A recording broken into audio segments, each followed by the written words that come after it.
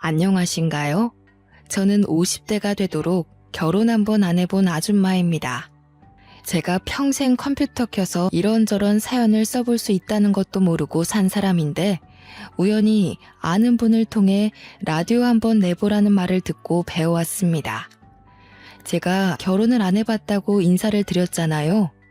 사실은 정확히 말하자면 결혼식을 꾸리고 웨딩드레스까지만 입었다고 말씀드리고 싶네요. 제가 바보같이 사기 결혼을 당했거든요. 그때 한참 속상했습니다. 그 기가 막힌 사연은 어디 내놓기 부끄러울 정도로 제가 참 바보 같았는데요.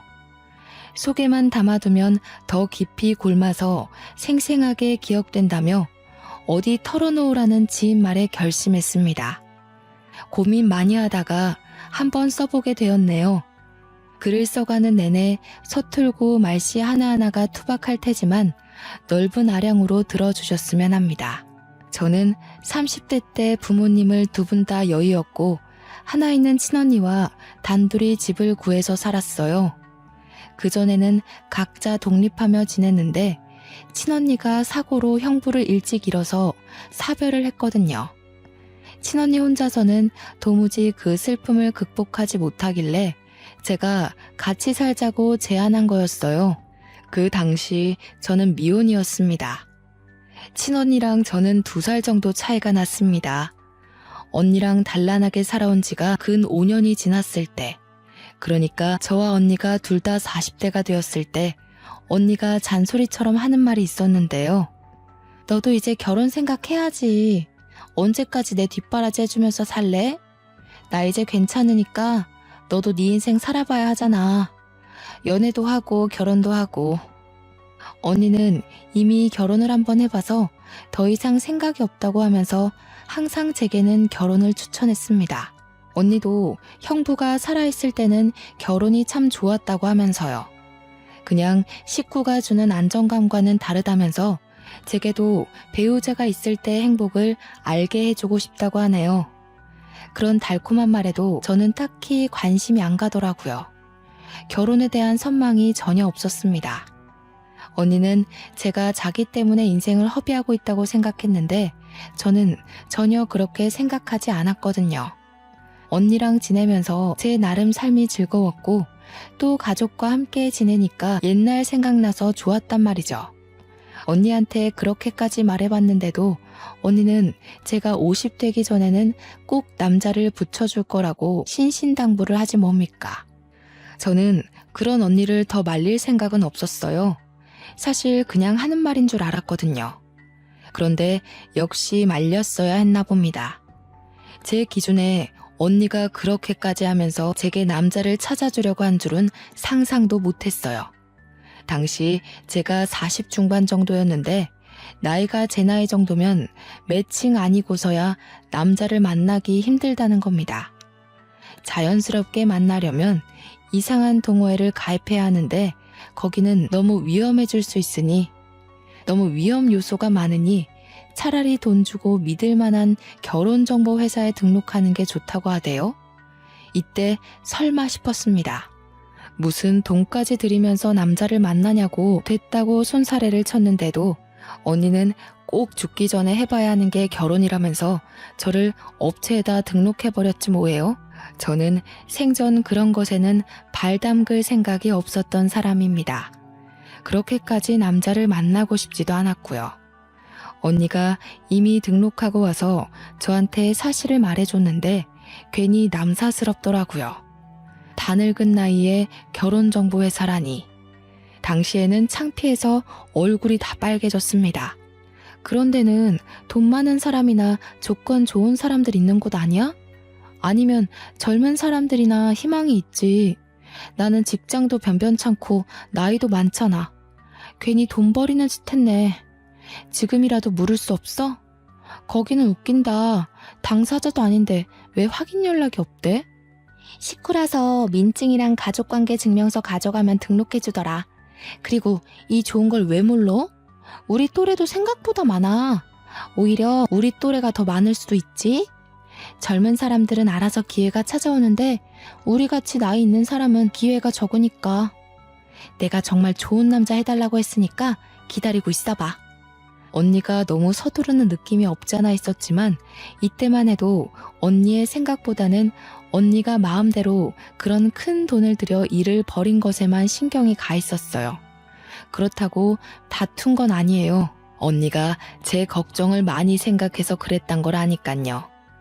저는 언니와 함께 개인 애견 카페를 차려 운영 중인데요. 그 사망보험금으로 차린 카페예요. 그래서 부모님이 주신 선물이라 생각하고 정말 열심히 공부해서 운영해 나갔죠.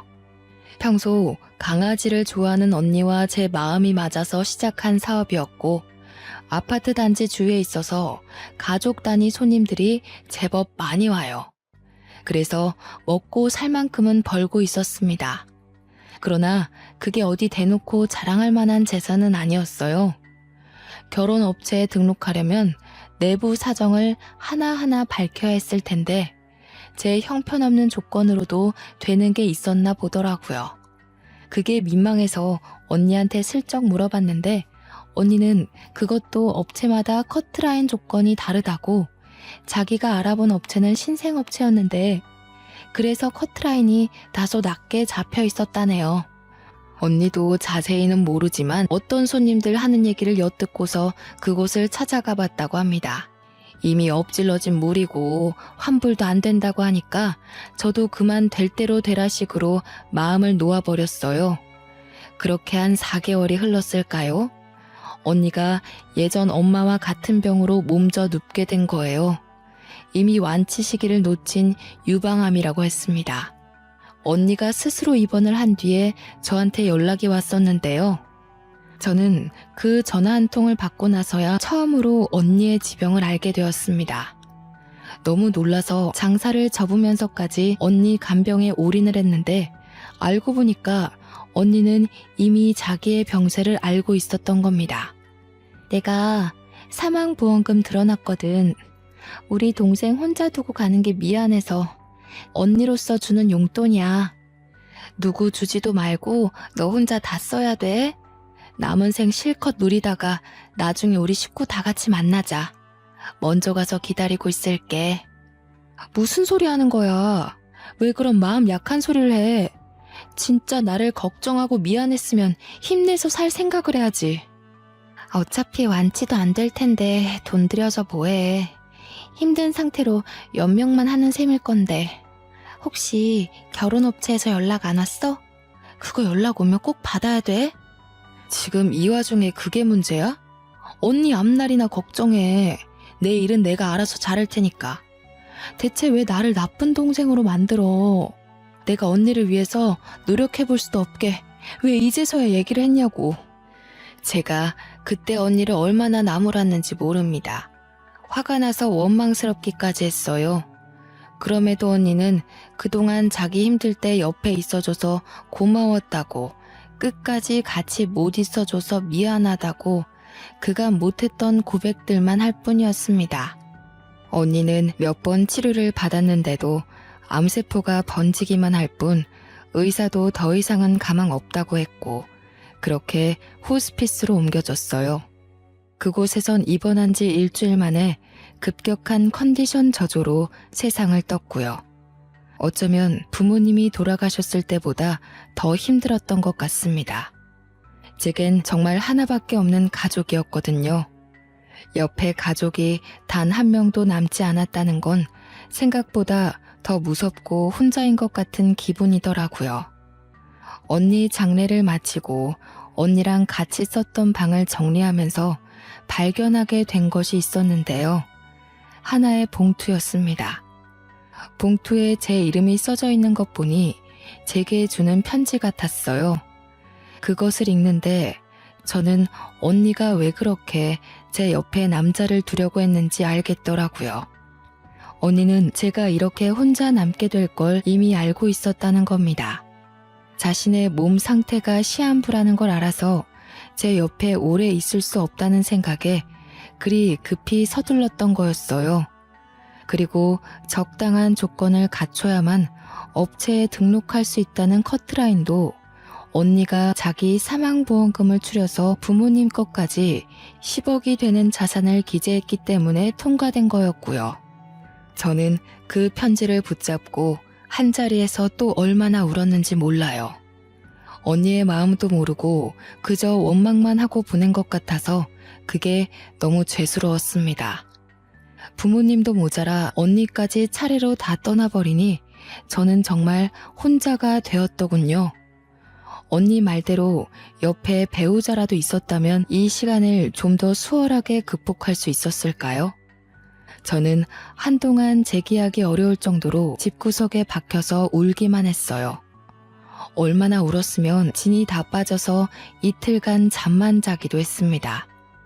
그렇게 삶에 대한 의지를 놓아가던 어느 날 그간 한 번도 반응 없던 전화가 울렸는데요. 모르는 번호였습니다. 처음엔 안 받았어요. 그런데 연이어서 다시 울리더니 끊어지고 또 울리기를 3번이나 해서 받아보았습니다. 알고 보니 언니가 등록해놨던 결혼정보회사 연락의 연락이었어요. 죄송합니다. 제가 지금 사정이 안 돼서. 혹시 거기 들어간 돈 뺄 수 있나요? 100% 환불은 바라지도 않아요. 다만 조금이라도 괜찮으니 환불하고 싶은데요. 정확한 언니 사정을 얘기하기가 그래서 최대한 양해를 구한다는 식으로 물어봤는데 역시나 돌아오는 답변은 어렵다는 말뿐이었습니다. 어쩌면 업장에서는 당연한 입장이잖아요. 그래서 저는 더 기운 빼서 환불받고 싶은 생각까진 없었습니다. 그렇다고 언니가 애써준 마음을 버릴 수는 없지 않습니까? 그래서 저는 언니가 주는 마지막 선물이라는 생각을 하며 할 수 없이 업체가 매칭해주는 남자를 만나게 되었습니다. 첫 번째 만남이 언니 장례를 마치고 처음으로 외출을 한 날이었어요. 가족을 모두 보낸 제 세상은 슬픔에 멈춰 있었는데 바깥 세상은 아무렇지 않게 돌아가고 있더라고요. 당연한 일인데도 그게 한편으론 서운하고 허탈했네요. 선자리에서 만난 남자의 첫인상은 굉장히 신사답고 깔끔했습니다. 원래 성격이 밝은 편인 건지 제가 우중충한 표정을 짓고 있어도 남자는 자리에서 내내 웃음을 잃지 않더군요. 아직까지 결혼을 안 하셨다고 들었어요. 40대 중반이시면 제법 늦은 나이인데 혹시 특별한 이유가 있으세요? 말씀하시기 불편한 이유면 대답 안 하셔도 됩니다. 그냥 결혼 생각이 없었어요. 언니가 형부랑 사별해서 같이 살았는데 그렇다 보니까 굳이 결혼해서 가정을 꾸리고 싶은 마음이 안 생기더라고요. 외롭지 않아서 그랬던 것 같아요. 아이고, 그렇구나. 그렇긴 하죠. 가족이 옆자리를 메워주니까 굳이 생사람 만나서 새 가정을 꾸릴 필요는 못 느꼈을 수도 있죠. 그럼 지금도 언니랑 같이 살고 계세요? 아니요. 언니는 지난주에 좋은 곳으로 갔어요. 그래서 제가 지금 누구를 만나고 싶은 마음의 여유가 없어요. 제 태도 때문에 혹시 기분 나쁘셨다면 사과드릴게요. 저도 참 청승 맞았네요. 굳이 언니 사정까지는 얘기할 필요는 없었는데 저의 골마있던 속이 자꾸 입 밖으로 튀어나와 버리더군요. 남자는 무슨 죄겠어요. 그저 좋은 인연 만나고자 나왔을 텐데 저와 매칭이 되는 바람에 시간 낭비, 돈 낭비하게 된 셈이 아닙니까? 저는 눈물이 그렁그렁 맺히는 걸 얼른 티슈로 닦으려고 찾는데 남자가 먼저 제게 건네주었습니다. 그런데 문제는 그 손길이 너무 따스해서 위로받는 느낌이 들어 저도 모르게 눈물을 쏟은 거예요. 저는 남자분에게 고맙다고 고개를 숙인 채 좀 심하게 울었습니다. 상대방 입장에서 짜증내며 자리를 박차고 나갈 수 있다고 생각해요. 그래서 남자분이 어떤 질타를 던져도 감안하고 남자가 먼저 나가면 저도 이 자리를 뜰 예정이었거든요. 그런데 남자는 끝까지 제 곁을 지키며 티슈까지 더 챙겨와 주는 거 있죠. 초면이라지만 솔직히 고마운 마음밖에 없었습니다. 혼자라고 생각했는데 누군가 곁에서 손을 내밀어주니 그 순간 짧게나마 숨통이 트이는 것 같았어요. 저는 생각 외로 후회했던 것만큼 좋은 시간이었지만 남자는 아니었을 거라 생각했습니다. 당연히 다음 기약은 기대도 안 하고 있었어요. 그냥 하루 위안받고 온 날이라고만 여겼죠. 그러나 그날로 다시는 저를 안 볼 거라 생각했던 그 남자에게서 연락이 온 겁니다. 현주 씨 뭐 하세요? 오늘 저녁에 붉은 달 뜬대요. 같이 보러 가실래요? 주소 알려주시면 제가 모시러 갈까 하는데. 저는 그냥 집에서 쉬려고요. 죄송합니다. 연락 주실지는 몰랐는데 지난번엔 너무 죄송했어요. 저보다 더 좋은 분 만나서 좋은 인연 이어갔으면 해요. 현주 씨, 저도 현주 씨처럼 소중한 사람을 먼저 보냈어요. 결혼하려고 했던 사람이 현주 씨 언니분이랑 같은 암에 걸려서 저도 많이 힘들었거든요. 하지만 내가 살아야만 사랑하는 사람들이 위해서 마음 편히 쉴 수 있지 않을까요? 집에서 소가리만 하고 있으면 하늘에 있는 식구들 속이 더 곪아요.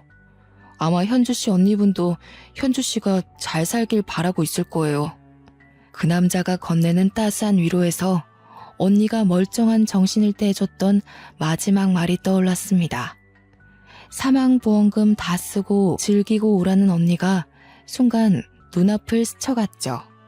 제가 가진 전 재산은 언니 사망보험금에 엄마 아빠 사망보험금까지 총 액수가 10억 정도일 겁니다.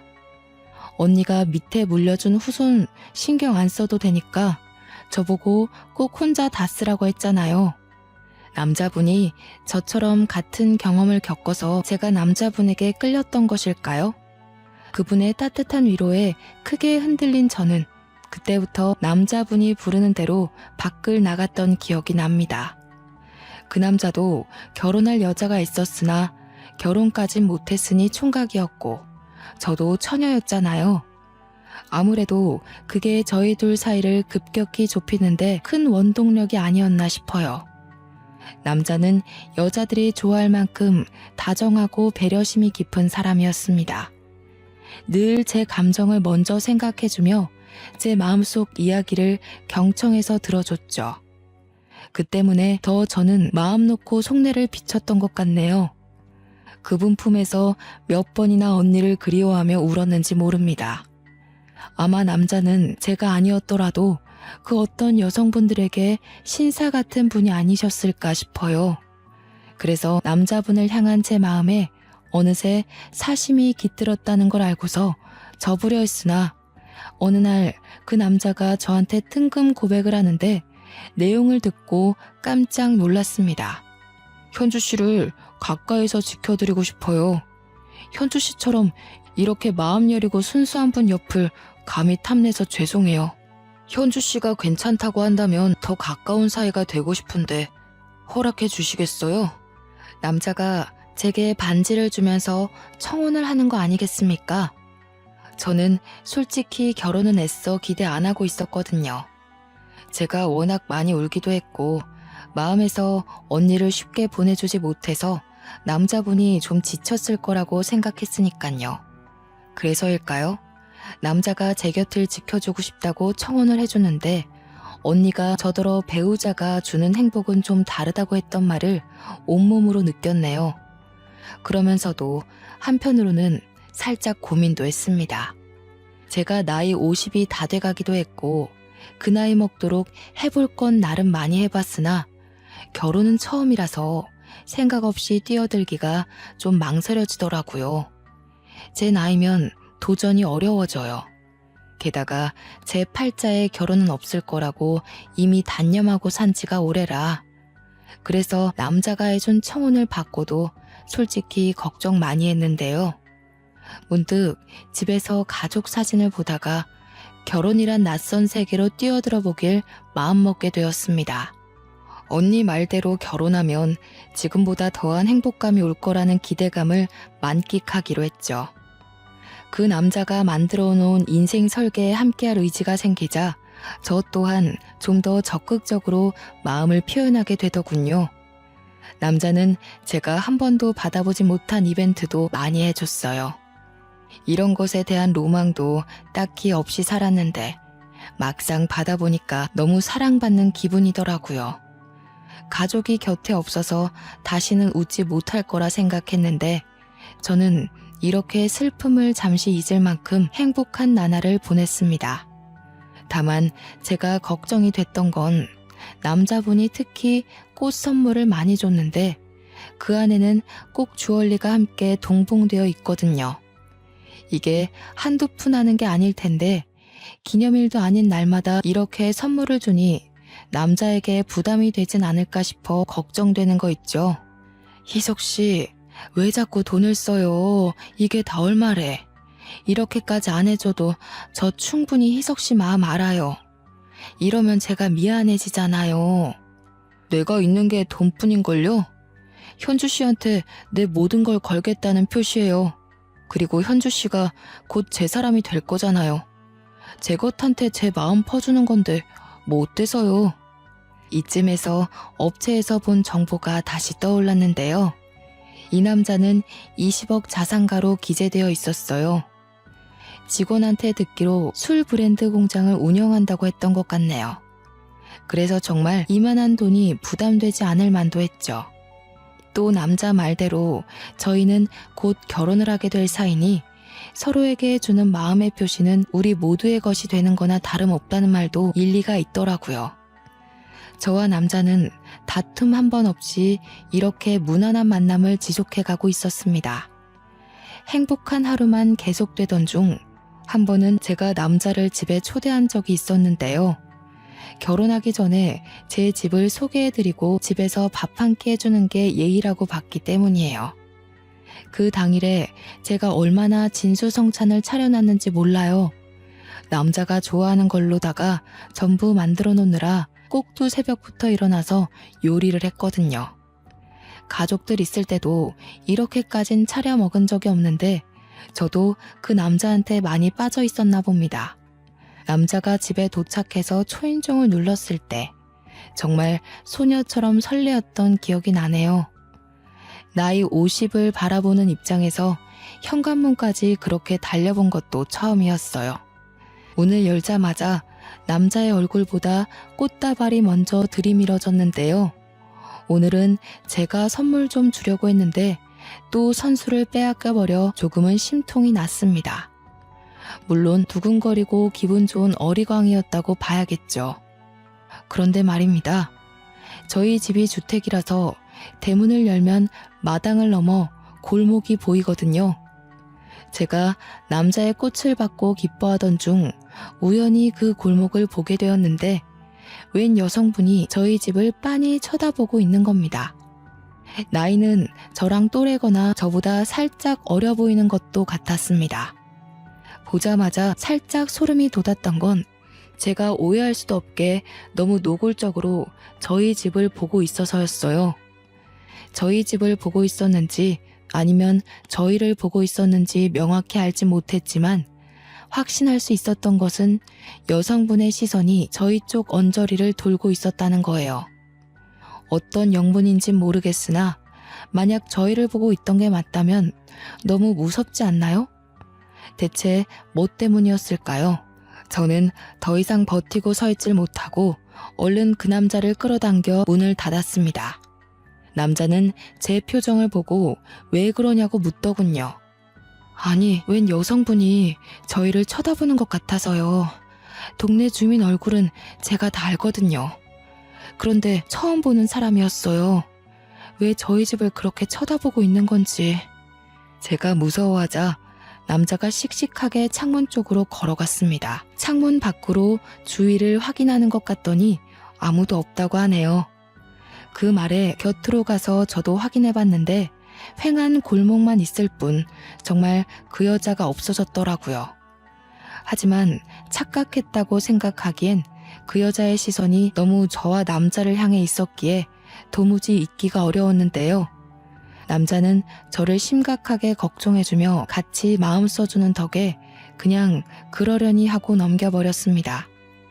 좋은 날인데 괜히 저 때문에 분위기 망쳐지는 건 원치 않았거든요. 그렇게 근 10개월이 지난 후 저는 그 남자와 결혼식을 올렸습니다. 당시 저는 결혼식 전날 밤부터 설레서 잠을 청하는 게 어려웠어요. 결혼식 전날 밤이라 그런지 마음이 많이 싱숭생숭하더라고요. 언니에게 이러한 인연을 만들어준 것에 감사를 전하며 다음 해부터 시작될 50대부터의 삶을 행복하게 보내겠다고 마음속으로 인사를 하면서 잠이 들었네요. 결혼식 당일은 아침부터 기대가 가득했던 오전이었는데요. 결혼식에선 오랜만에 보는 친구들을 대거 만났던지라 하루 종일 뜬구름 같은 마음으로 들떠 있었습니다.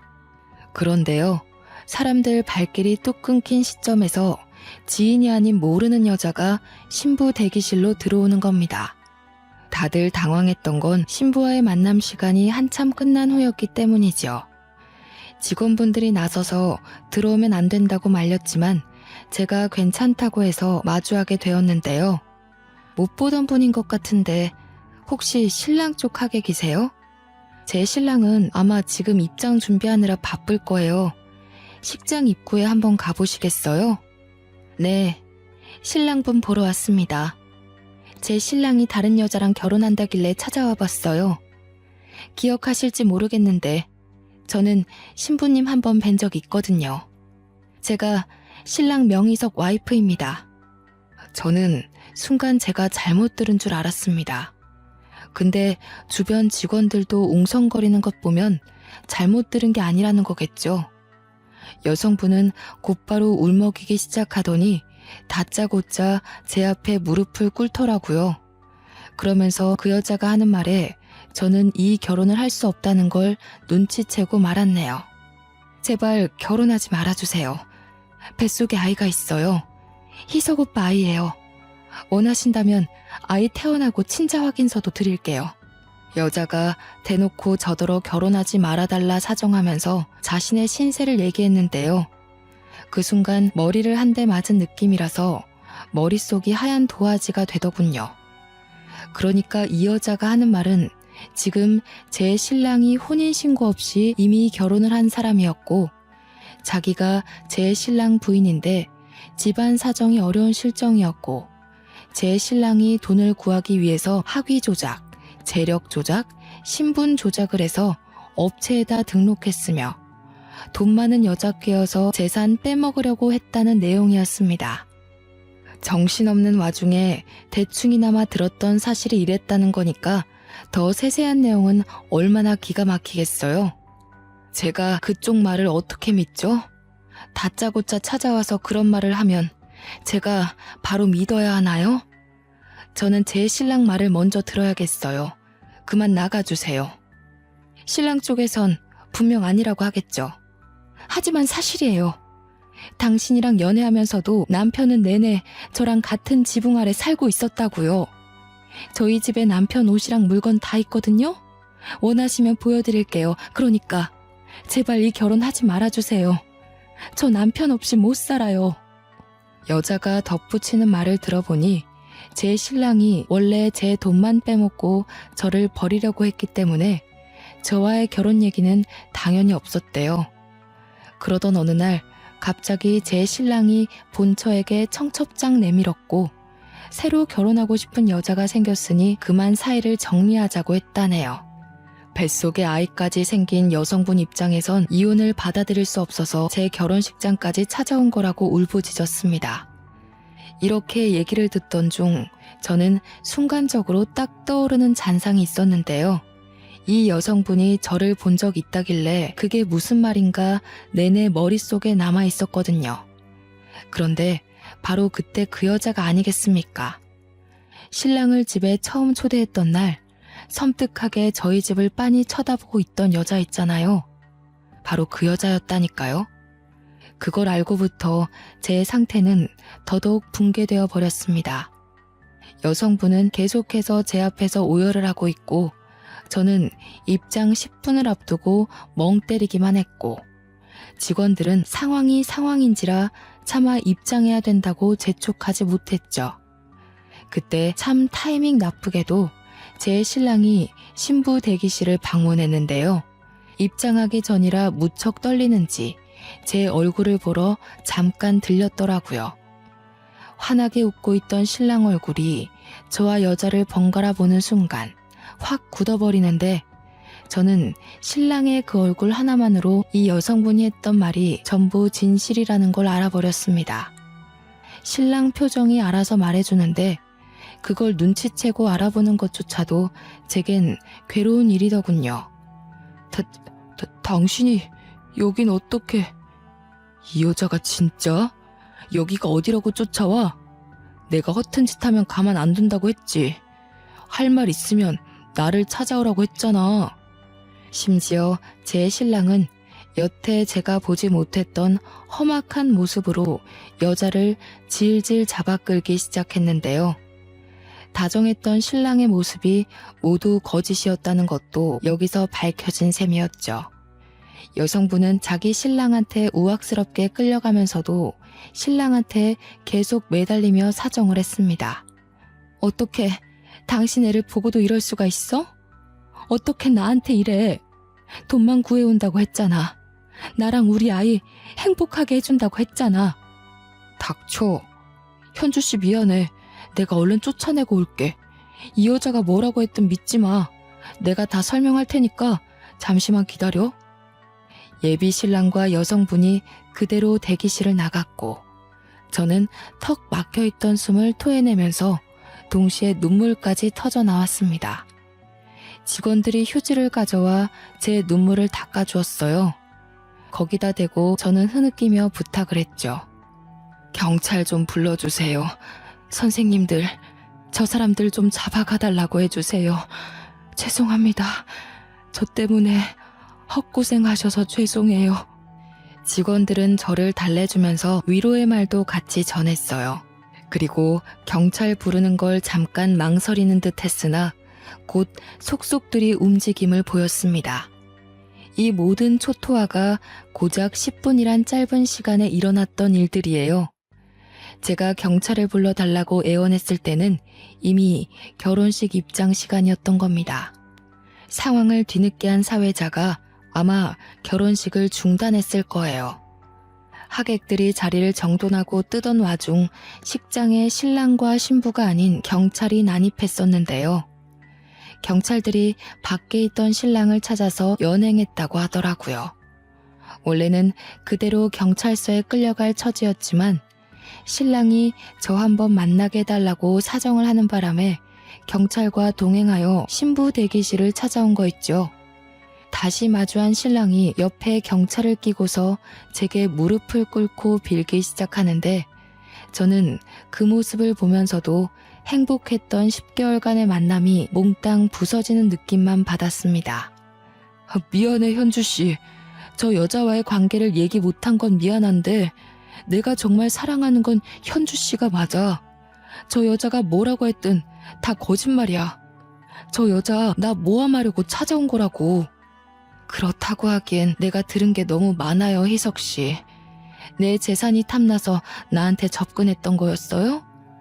제가 희석씨한테 어떤 심정으로 가정사를 털어놓은 건데 어떻게 사람이 그리 간사해요? 아니야, 오해라니까. 저 여자가 그런 소리 하든? 내 말을 믿어야지 왜 엉뚱한 사람 말을 믿어. 현주씨, 그러니까 내가 다 설명하겠다고 했잖아요. 현주씨가 경찰 부른 거죠. 내가 당신한테 10개월 동안 얼마를 쏟아부었는데 정작 내 돈 빼먹은 건 당신이잖아. 제 신랑은 자기 분을 못 참고 혼자서 욕까지 짓거렸습니다. 제 앞에 처음 드러내는 날 것의 모습이었을 테지요. 그때의 신랑은 정말 제가 알던 사람과는 완전 다른 사람이었어요. 제게 화를 내면서도 미친 사람처럼 계속 저를 붙잡고 늘어졌습니다. 그 순간 신랑이 쫓아낸 줄 알았던 여자가 마찬가지로 경찰한테 연행된 채로 다시 찾아와서는 신랑 신상에 대해 모조리 고백하기 시작했는데요. 경찰 선생님, 저 사람 이런 사기 처음 아니에요. 아마 여기저기 돈 떼인 여자들 많을 거예요. 당장 제 남편 잡아가서 죗값 치르게 해주세요. 완전 드라마 같은 상황이 아닙니까? 제가 다 늦은 나이에 무슨 부귀영화를 누리겠다고 결혼을 하고자 했던 건지 순간 행복을 기대했던 제 자신이 2배로 무너지는 기분이었어요. 본처는 자기 남편이 저와 결혼해서 자기를 떠날 바엔 그냥 감옥을 보내는 게 낫다고 판단했나 봅니다. 아주 적극적으로 자기 남편의 민낯을 샅샅이 밝혀주더군요. 그 때문에 신랑은 참지 못하고 제 손을 놓고서 본처한테 뛰어갔습니다. 그 두터운 손으로 본처의 머리채를 꽉 잡는데 하마터면 닭싸움이 될 뻔했던 걸 경찰이 나서서 상황이 진정되었네요. 바깥에는 하객들 쫙 깔려 있었습니다. 저는 일부러 얼굴 비추지 않고 한참 신부 대기실에만 있었어요. 친구들이 저를 걱정해서 만나고자 했으나 당시 저는 아무도 보고 싶지 않았던 듯합니다. 한참 그곳에서 울기만 했거든요. 그리곤 정신을 차려서 신랑과 그 여자를 고소했습니다. 당연히 사람 신원을 제대로 파악하지 못한 결혼정보회사에도 손해배상을 청구했고요. 제가 웬만하면 재산을 대거 사용해 본 적은 없는데 정말 엉뚱한 곳에 아까운 돈을 써버린 셈이 되었네요. 변호사님 도움을 받아서 최대한 소송할 건 모두 했으나 차마 상간녀 소송은 못했습니다. 어찌 보면 저야말로 그 여성분에게 상간녀 아니었겠어요? 변호사님 말로는 제 신랑이 사실혼 관계였다는 걸 숨겼고 저는 그가 유부남인 걸 모르고 있는 상태였으니까 위자료 청구 소송이 들어오더라도 당연히 기각될 거라고 하더군요. 그런데도 하지 않았습니다. 그냥 긴 싸움을 하고 싶지 않았던 것 같아요. 그런 곳에 더는 기운 뺄 마음의 여유가 없었던 거죠. 그렇게 힘든 시련을 마무리 짓고 저는 식구들을 한데 모아놓은 묘자리를 찾았습니다. 언니, 내가 결국 이 모양 이 꼴이 됐어. 괜히 잘 살아보겠다고 욕심내서 그런가 봐. 그냥 우리 강아지들 데리고 평범하게 지내다가 갈게. 이런 모습으로 찾아와서 미안해. 저는 해가 저물기 전까지 묘자리 앞에 앉아 있다가 내려왔어요. 이미 카페 개들은 우리 집에 있었고 내일부터 다시 카페를 오픈해야 되니 개들을 옮기기 전에 매장 청소를 해야 했습니다. 그래서 늦은 저녁쯤 카페를 찾았죠. 그런데 카페 앞에 누가 서 있더라고요. 손님이 찾아온 건가 싶어서 내일부터 정식 운영한다고 말해주기 위해 다가갔는데 그 남자 손님은 다름 아닌 얼마 전 제 결혼식을 참석했던, 그러니까 고등학교 때 사귀었던 남자친구였습니다. 나이 50에 남자친구란 말을 입에 올리는 것이 여전히 어색하네요. 안 오는 줄 알았는데 네가 이 카페 주인 맞지? 전화를 해볼까 하다가 고민하고 있었거든. 시간 되면 얘기 좀 할 수 있을까? 저와 이 친구는 고등학교 때 사귀었다가 서로 붙은 대학이 멀어 자연스레 헤어진 경우였는데요. 어쩔 수 없이 헤어진 거라 당시에는 엄청 힘들었는데 시간이 약이라 잊을 수 있었던 기억이 나요. 나 여기 아파트 살고 있거든. 지난번 지나가다가 너 우연히 보고 설마 했는데 맞구나. 조금 더 빨리 용기 낼 걸 그랬다. 친구가 저와 대화하고 싶다고 해서 저는 우선 카페 문을 따고 들어가 음료를 대접했습니다. 결혼식 때 왔다고 했는데 저는 못 봤거든요. 그렇다면 신부 대기실에 인사를 오지 않았다는 건데 왜일까요? 혼자 의문을 가지고 있던 찰나 친구가 하는 말에 모든 게 이해가 되었습니다. 결혼식일 많이 힘들었지. 내가 너를 좀 더 빨리 알아봤다면 네가 그런 고생은 안 했을 텐데. 혹시 지금은 만나는 남자 있어? 너만 괜찮으면 나 너랑 다시 시작하고 싶어. 조금 놀랐습니다. 친구가 제게 아직도 마음이 있는 줄은 몰랐거든요. 결혼식 때 제게 인사하지 않은 이유도 다 저에 대한 미련을 떨치지 못했기 때문이었던 거죠. 친구는 저를 첫사랑이었다고 칭하며 한 번도 저와 함께했던 순간처럼 설렘을 느껴본 적이 없다고 하더군요. 너무 오래된 마음이기도 했고 저를 만날 용기가 없어서 내내 마음 한켠에 두고 살다가 친구들을 통해서 제 결혼식을 알게 되었다고 해요. 결혼하는 저를 보고 그만 자기도 완전히 저를 잊으려고 했으나 제 결혼이 틀어진 걸 보고선 자기는 그걸 기회라고 봤다는 겁니다. 힘든 일 겪어온 사람 앞에서 이런 소리 해서 미안해. 그런데 지금이 아니면 내가 또 나중에 후회하고 있을 것 같아서 찾아왔어. 그랬구나. 그런데 어쩌지? 난 이제 결혼할 생각이 없어. 나야말로 미안해. 나는 그냥 우리 강아지들이랑 같이 사는 게 제일 행복하다는 걸 알아서 더는 다른 것에 욕심내지 않기로 마음먹었거든. 저의 조심스러운 거절에도 친구는 괜찮다고만 했습니다. 꼭 결혼을 해야만이 서로가 함께 있을 수 있는 거 아니지 않냐고. 그냥 옆에만 있게 해달라고 하네요. 관계의 정리는 같이 지내면서 언제든 바뀔 수 있으니 억지로 관계를 정의 내리는 건 자기도 싫다고 하면서요. 그날은 제가 차마 확답은 주지 못하고 헤어졌는데요. 그 뒤로도 친구랑 같은 아파트라서 그런지 자주 보게 되었습니다. 친구는 제게 부담되게 다가오거나 선을 넘지 않았어요. 와서 손님이 많으면 카페 일을 도와주기도 했고 강아지들 관리에도 큰 보탬이 되어 주었어요. 그렇게 3년이 지난 현재까지도 저와 친구의 관계는 제자리 걸음 중입니다. 친구는 아직도 제 카페에서 개들이랑 시간을 보내고 저와 얼굴 마주하는 게 좋기만 하다고 하네요. 참, 친구도 아직 결혼을 안 했대요. 다른 여자한테 마음이 안 간다는 이유만으로 계속 결혼을 미뤄왔다고 하더라고요. 그렇다고 또 제게 결혼을 언급하는 건 아니었어요. 친구의 감정이 어떤지 제가 먼저 궁금할 정도로 친구는 자신의 마음을 묻어두기만 했죠. 남자한테 크게 당해서 결혼식까지 망쳐본 제가 바보 같게도 또 남자한테 흔들리고 있으니 얼마나 한심합니까? 감정이 앞서는 이 마음을 억누르는 것도 참 힘든 일이더군요. 그러면서도 한편으론 모른 척 제 감정이 시키는 대로 넘어가 볼까 싶기도 해요. 이 감정을 한 번 더 믿고 가봐도 되는지 지금은 그 생각으로 고민이 깊습니다. 사연을 이렇게 써내려가는 게 맞는지 기억을 떠올려보며 작성하느라 시간이 좀 오래 걸렸습니다. 남들에게 제 이야기를 전하는 게 역시 보통 일은 아닌 듯 싶네요. 하늘에서 허락해주는 제 세월이 어디까지인지 모르겠으나 제가 조금은 두려움을 걷어낼 필요가 있는 걸까요? 다른 사람들은 저 같은 상황을 직면했을 때 보통 어떤 결정을 내리는지 궁금합니다. 누구는 원래 사람한테 대이기도 하면서 사람한테 치유받고 그러는 거라고. 삶이 본래 그렇게 살 수밖에 없도록 만들어졌다고 하는데 그 말이 맞는 걸까요?